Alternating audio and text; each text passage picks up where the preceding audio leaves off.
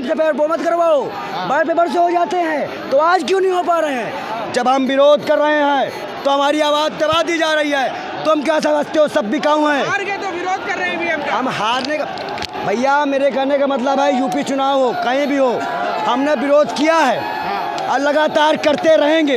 ये जनता देख लीजिए उमड़ी है, ये बेरोजगारों की भीड़ है। चुनाव होता है, विपक्ष को चुनाव नहीं लड़ना चाहिए, नहीं लड़ना चाहिए। चुनाव का बहिष्कार कर देना चाहिए, मेरा ऐलान है। चुनाव लड़ने से कोई मतलब, अगर ईवीएम है तो मोदी मुमकिन है, ये लिख लो।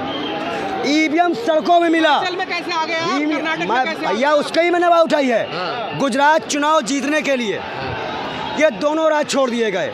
मैं आपको लिख के एक बात दे देता हूँ, ये बात आप लिख लो कि मोदी राज में ही ईवीएम मिल सकता है कब्रिस्तान में।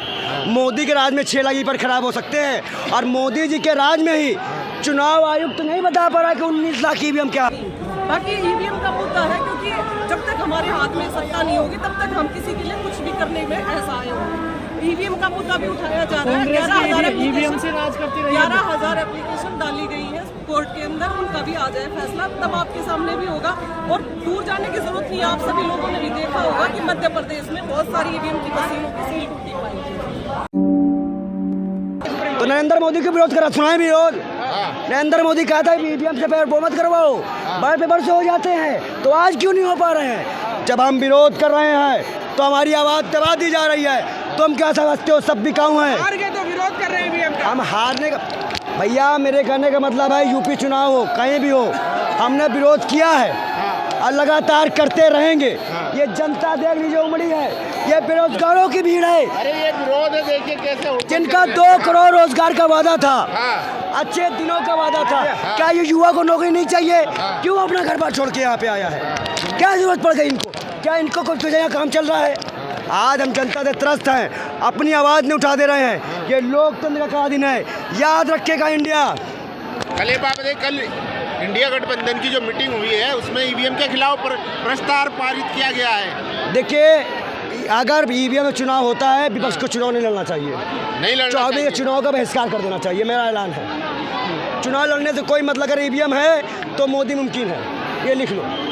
ईवीएम सड़कों में मिला, में कैसे आ गए आप? कर्नाटक में कैसे भैया उसका ही मैंने आवाज़ उठाई है। गुजरात चुनाव जीतने के लिए ये दोनों राज्य छोड़ दिए गए। मैं आपको लिख के एक बात दे देता हूँ, ये बात आप लिख लो कि मोदी राज में ही ईवीएम मिल सकता है कब्रिस्तान में। मोदी के राज में 6 लाख पर खराब हो सकते हैं और मोदी जी के राज में ही चुनाव आयुक्त तो नहीं बता पा रहा कि 19 लाख ईवीएम क्या है। ये मसला आम जनता का है। चुनाव आयोग ने तो आपसे मिलने से भी मना कर दिया। चुनाव तो आपने मेमोरेंडम दिया था, मिलने से भी मना कर दिया। जब सुप्रीम कोर्ट जाएंगे, सुप्रीम कोर्ट बुलाएगा, वो नहीं उनके बाप भी आएंगे मिलने के लिए। हम जनता हैं, हमने बैठाया है, हम उतार फेंकेंगे। रोजगार मांगता है उस बजरंग दल में हूँ। अच्छा, आप भी बजरंग दल में हैं? मैडम मैं उस बजरंग दल में हूँ जो रोजगार की बात करता है। सब बजरंग दल के कार्यकर्ता खड़े हैं। आप भी बजरंग दल के हैं क्या?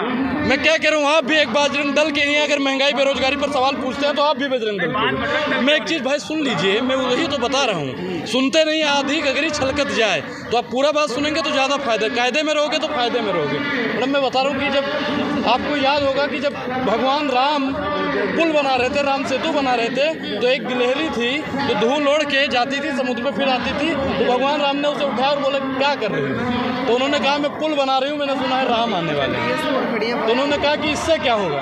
तो उन्होंने कहा कि मेरा नाम पुल बनाने वालों में लिखा जाएगा।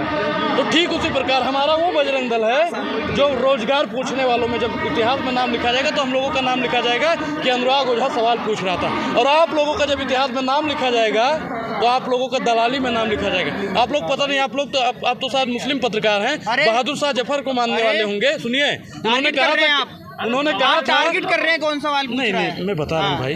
उन्होंने कहा था कि गाजियों में बू रहेगी जब तक ईमान की, तक तलन्नत तक चलेगी तेग हिंदुस्तान की।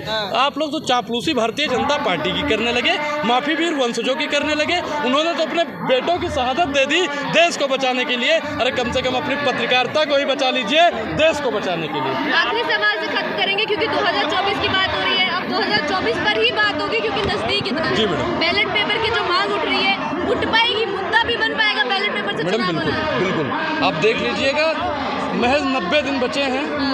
तो चुनाव तो बैलेट पेपर से ही होगा। अगर बैलेट पेपर से चुनाव नहीं होता है तो मुझे लगता है कि देशवासी चुनाव में वोट डालने नहीं जाएंगे मतलब नहीं जाएंगे।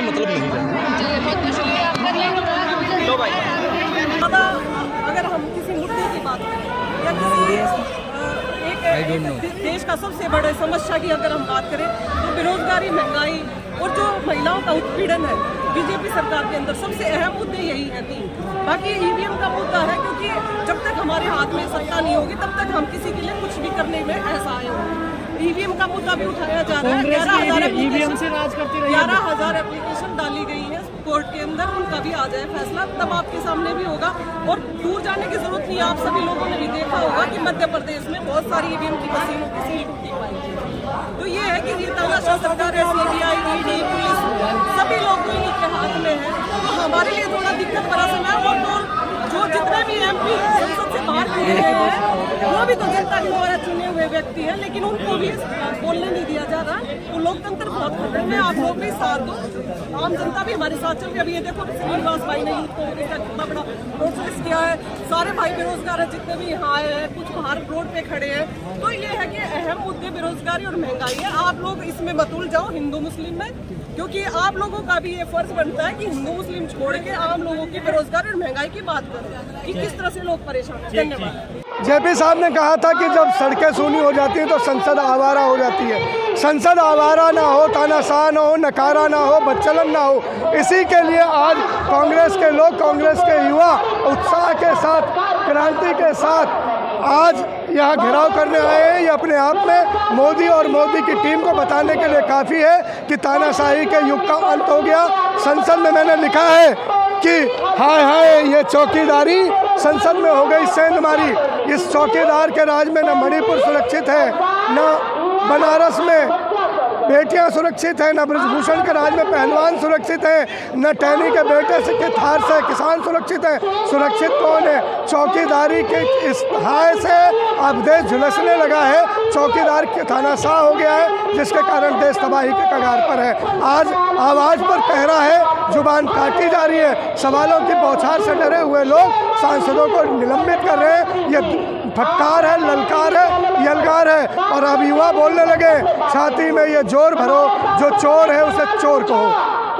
140 संसद निलंबित हो गए, क्या कहेंगे? संसद निलंबित होगी, लेकिन एक दाग के साथ निलंबित हो रही है।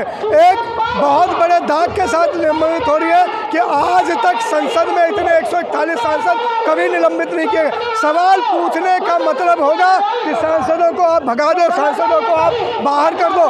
ये नहीं चलेगा, ये नहीं चलेगा। ये लोकतंत्र कहे, ये बाबा साहब के दिए हुए संविधान से चलने वाला देश है। ये मोदी और अमित शाह की तानाशाही से चलने वाली आवाम नहीं है। आवाम इसका बदला लेगी, आवाम इस पर न्याय करेगी। देश देख रही है और देश बदलेगा। नहीं, बौखलाहट तो उन लोगों के अंदर है, तभी 150 सांसदों को सस्पेंड किया है। अगर इतना 56 इंच का सीना है तो क्यों सवालों से भागते हैं मोदी जी? क्यों मीडिया के सामने मीडिया कॉन्फ्रेंस क्यों नहीं करते? सवालों का जवाब क्यों नहीं देते? क्यों जो भी सांसद सवाल उठाता है, इनसे सवाल पूछता है, उसको ये सस्पेंड कर देते हैं? कहा जा रहा ना, बौखलाहट किसके अंदर है? किसके अंदर बौखलाहट? आप ये देखिए ना, अब क्या संसद में नहीं आते हैं, मणिपुर जैसे कांड हो जाते हैं देश में, निर्मम हत्या होती है, नंगा बेटे को घुमाया जाता है, कुछ कहते नहीं है देश के प्रधानमंत्री। मुंह पर सील लगी हुई होती है उनके, किसी मुद्दे पर वो नहीं बोलते हैं। विदेशों में डंका बजवाते हैं। बस इसी तरह से विदेशों में डंका बज रहा है। आपने देखा था कि पिछले दिनों जो अडानी कांड इतना बड़ा इस देश में चला, विदेशों तक इनकी रिपोर्ट छप रही थी, इसी तरह से विदेशों में इनका डंका बज